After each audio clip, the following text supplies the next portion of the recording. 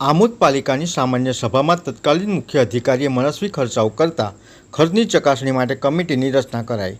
આમોદ નગરપાલિકાની સામાન્ય સભા પાલિકા પ્રમુખ મહેન્દ્ર દેસાઈના અધ્યક્ષસ્થાને પાલિકા સભાખંડ ખાતે યોજાઈ હતી।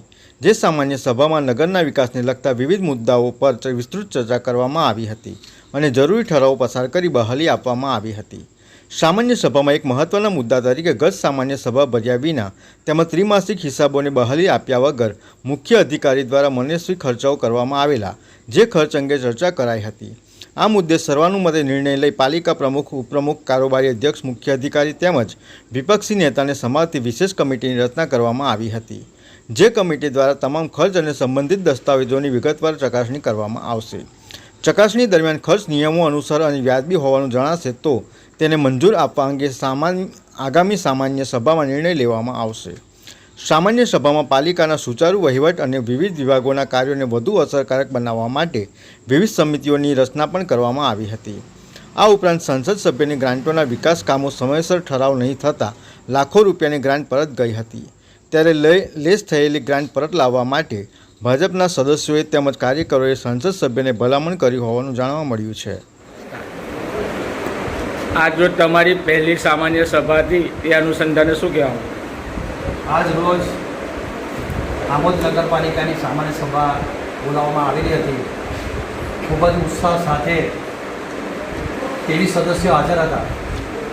જે કંઈક અમે ઠરાવો કરેલા છે સર્વસંમતે મંજૂર કરવામાં આવેલા છે અને બધા લોકોએ પ્રતિજ્ઞા લીધેલી છે કે આમોદ ગામનો વિકાસ કઈ રીતે થાય એના માટે તમામ સદસ્યોએ એ બાબતની અંદર સહમતિ આપેલી છે અને સારી રીતે કામ થાય, 5 વર્ષ સારી રીતે પૂર્ણ થાય, ગામ વિકાસ થાય એવી અમારી અપેક્ષા છે। ગત કારોબારી સભાથી 25/4/2024ના રોજ તેની અંદર વિષય નંબર 3 અને ઠરાવ નંબર 13 અનુસંધાને શું કહેવા માગો છો? ગત બોર્ડની અંદર એકલી કારોબારી સમિતિનો પ્રશ્ન નથી। ગત બોર્ડની અંદર છેલ્લા 15 માસના ખર્ચનો સવાલ છે।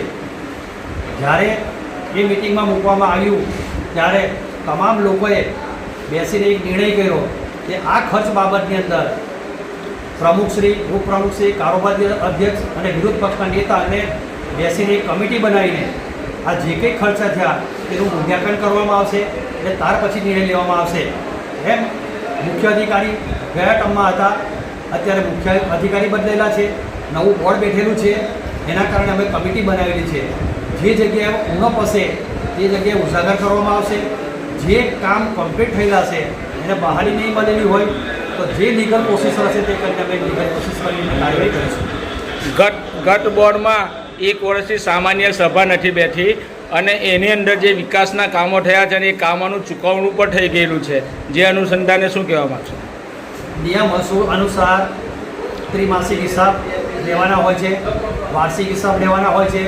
છેલ્લા 15 માસથી મિટિંગ ના બોલવાના કારણે એ ખર્ચોની મંજૂરી આપેલી નથી, પરંતુ અમે કમિટી બનાવીને એ જે ખર્ચ છે એનું નિરીક્ષણ કરવામાં આવશે અને એની આગળની કાર્યવાહી કરવામાં આવશે।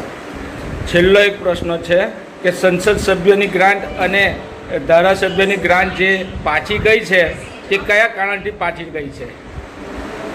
ધારાસભ્ય દુઃખની વાત છે। સંસદ સભ્ય અને ધારાસભ્ય જ્યારે આમોદ શહેરના વિકાસ માટે જો આવી ગ્રાન્ટ આપતા હોય તે પાછી ના જવી જોઈએ।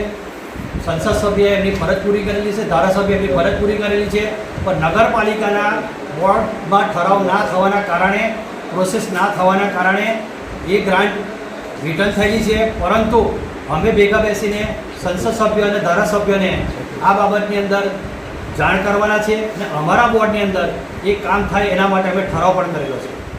VMP news, think positive.